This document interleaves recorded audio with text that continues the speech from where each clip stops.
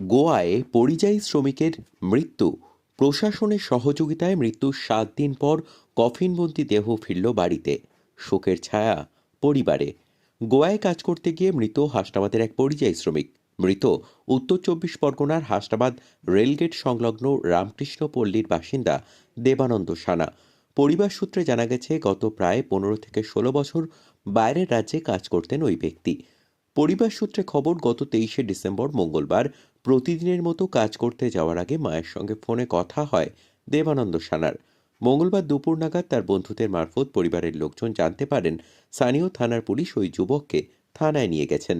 বুধবার সকালে গোয়ারিয়াক হাসপাতালের তরফে বাড়িতে ফোনে জানানো হয় দেবানন্দ হাসপাতালে ভর্তি। তাদের সেখানে পৌঁছানোর জন্য বলা হয়। অর্থাভাবে তা সম্ভব হয়নি মৃতের পরিবারের তরফে। পরিবারের কথায় শুক্রবার ফের হাসপাতালের তরফেই পরিবারকে জানানো হয় দেবানন্দের মৃত্যুর সংবাদ।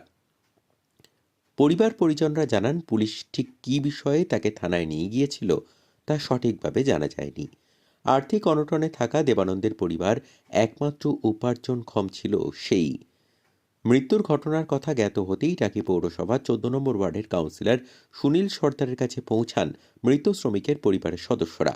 কাউন্সিলরের উদ্যোগে প্রশাসনিক সহযোগিতায় মৃত্যুর সপ্তাহখানেক পরে শুক্রবার মৃত শ্রমিকের কফিনবন্দি দেহ ফেরে হাসনাবাদের বাড়িতে। দেহ বাড়িতে ফিরতেই শোকের ছায়া পুরো এলাকায়। করোনায় দোষীদের কঠিন শাস্তির দাবি জানিয়ে বিষয়টিতে মুখ্যমন্ত্রী মমতা বন্দ্যোপাধ্যায়ের হস্তক্ষেপের অনুরোধ করেন শ্রমিকের পরিবার।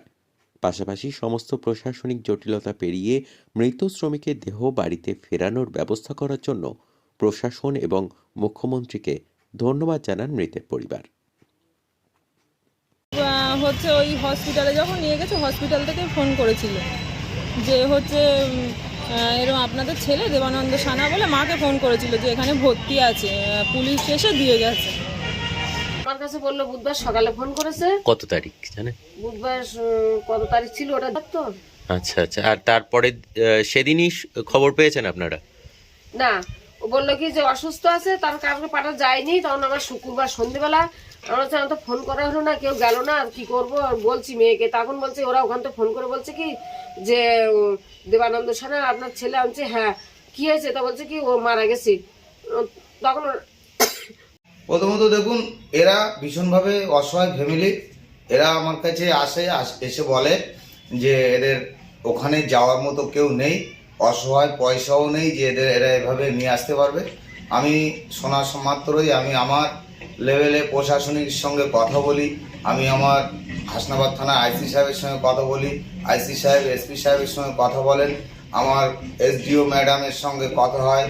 আমার টাকি পৌরসভার সঙ্গে কথা হয়। এনারা ভীষণভাবে সহযোগিতা করেছেন, যার জন্য বডিটা আমরা এ পর্যন্ত নিয়ে আসতে পেরেছি। কারণ আর্থিক দিক দিয়ে তো সমস্যা আছে, তারপরেও প্রশাসনিক দিক দিয়ে যদি এইভাবে সহযোগিতা না হতো তাহলে আমাদের অনেকটা সমস্যা হতো বডিটা আনতে। কি চাইছেন? অবশ্যই চাইছি যারা এই অপরাধ ঘটিয়েছে তাদের অবশ্যই সাজা হোক। আর মাননীয় মুখ্যমন্ত্রী যেভাবে এই বিষয়গুলো দেখছেন, পরিযায়ী শ্রমিকের বিষয়গুলো, আমি শুধু আবেদন করব যে উনি তো ওনার ডিপার্টমেন্ট থেকেই তো অনেকটা সহযোগিতা করেছেন। আগামী দিনে এই ফ্যামিলিটার প্রতি যাতে একটু সহানুভূতিশীল, যাতে এরা কোনো সহযোগিতার সুযোগ সুবিধা পেতে পারে, এটার জন্য আমরা একটু আবেদন।